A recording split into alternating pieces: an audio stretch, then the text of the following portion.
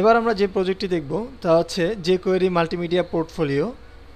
আমরা স্ক্রিনে দেখতে পাচ্ছি যে কয়েকটি ইমেজ দেখা যাচ্ছে এখানে, এবং আমরা যদি আমাদের এই স্ক্রোলটি দিয়ে ধরে যদি আমরা টানি তাহলে আমরা ডান পাশের যে ইমেজগুলো আছে আমরা সেই ইমেজগুলো দেখতে পাবো, এবং আমরা যদি এগুলোর মধ্যে ক্লিক করি তাহলে আমরা ইমেজগুলো দেখতে পাবো।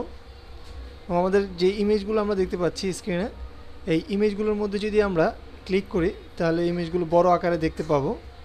এবং এখানে ক্লোজ লেখা দেখতে পাচ্ছি, আমরা ক্লোজ ক্লিক করলে এটি ক্লোজ হয়ে যাবে, অথবা কিবোর্ড থেকে আমরা এসকেপ কিটি চাপ দিলে এটি ক্লোজ হয়ে যাবে। এই প্রজেক্টটি কিভাবে করেছি এবার তা দেখব। এই জন্য প্রথমে আমাদের যে কাজটি করতে হবে, আমাদের একটি রুট ফোল্ডার তৈরি করে নিতে হবে। যেমন আমরা এখানে মাল্টিমিডিয়া পোর্টফোলিও নামে একটি রুট ফোল্ডার তৈরি করে নিয়েছি। এবার আমরা যে কাজটি করব তা হচ্ছে আমাদের যে সোর্স ফোল্ডার আছে, আমরা সিডির মধ্যে সোর্স ফোল্ডার পাবো, আমাদের সেই সোর্স ফোল্ডারটি ওপেন করব। সোর্স ফোল্ডারের মধ্যে jQuery মাল্টিমিডিয়া পোর্টফোলিও নামে একটি ফোল্ডার আমরা পাবো।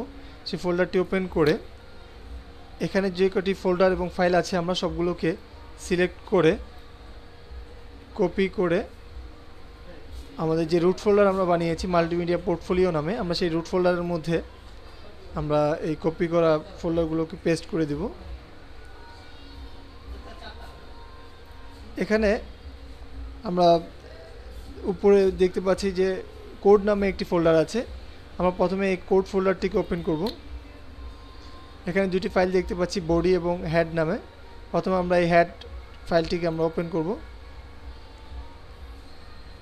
এখানে আমাদের যে কোডটি আছে আমরা সম্পূর্ণ কোডটিকেই কপি করব, এই জন্য আমরা এডিটে চলে যাব, এটিকে সিলেক্ট অল ক্লিক করব, অথবা কিবোর্ড থেকে কন্ট্রোল এ চেপে সম্পূর্ণটিকে সিলেক্ট করে আবার এডিটে গিয়ে আমরা এটিকে কপি করব।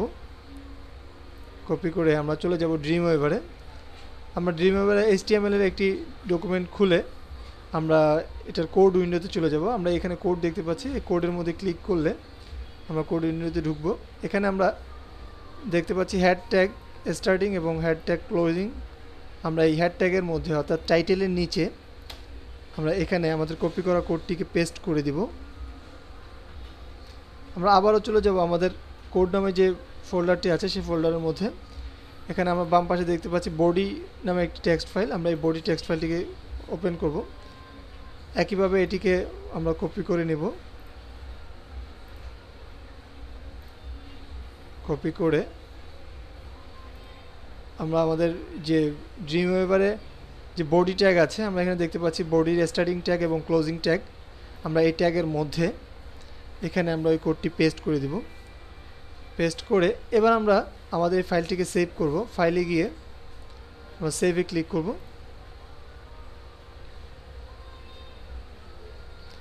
আমাদের যে jQuery মাল্টিমিডিয়া পোর্টফোলিও নামে যে আমরা রুট ফোল্ডারটি তৈরি করেছি, আমরা সেই ফোল্ডারের মধ্যে অর্থাৎ ডেস্কটপে রেখেছিলাম এখানে মাল্টিমিডিয়া পোর্টফোলিও নামে, এই ফোল্ডারটিকে আমরা ওপেন করব। আমাদের সেই রুট ফোল্ডারের মধ্যে আমরা ইন্ডেক্স নামে ফাইলটিকে সেভ করব। এবার আমরা চলে যাব আমাদের সেই রুট ফোল্ডারের মধ্যে মাল্টিমিডিয়া পোর্টফোলিওতে। আমরা এখানে ইন্ডেক্স নামে আমরা যে ফাইলটি সেভ করেছি সেই ফাইলটি দেখা যাচ্ছে। এখানে আমরা ডাবল ক্লিক করে দেখি, আমরা দেখতে পাচ্ছি এখানে যে আমাদের সেই jQuery মাল্টিমিডিয়া পোর্টফোলিওটি দেখা যাচ্ছে। এবার আমরা এখানে যদি আমাদের নিজেদের কোনো ইমেজ আমরা এখানে সংযুক্ত করতে চাই অর্থাৎ দিতে চাই, তাহলে আমাদের যে কাজটি করতে হবে তা হচ্ছে আমাদের এখানে আমরা দেখতে পাচ্ছি ইমেজ 1 নামে একটি ইমেজ আছে, আমরা এটি থাম্বনেইল আকারে দেখতে পাচ্ছি। অর্থাৎ আমাদের এই ইমেজ 1 ইমেজটিকে আমরা কপি করে আমাদের যে মাল্টিমিডিয়া পোর্টফোলিও আছে এটির মধ্যে আমরা দেখতে পাচ্ছি থাম্বনেইলস, এই থাম্বনেইলের মধ্যে আমরা আমাদের এই কোডটিকে পেস্ট করব। এখানে একটি বিষয় আমাদের মনে রাখতে হবে, এখানে যেহেতু ইমেজ 1 নামে প্রথম ইমেজটি আছে, আমরা এখানেও ইমেজ 1 নামে তৈরি করেছি। এবার আমরা এখানে এটিকে পেস্ট করলে এই আমাদের এই ইমেজ 1 এর উপরেই এই ইমেজটি সেভ হবে। আমরা দেখতে পাচ্ছি ইমেজ 1 এর জায়গায় আমাদের এই পাখির ছবিটি চলে আসছে, এবং আমাদের এখানে আমরা ইমেজের আরেকটি বড় ইমেজ দেখতে পাচ্ছি।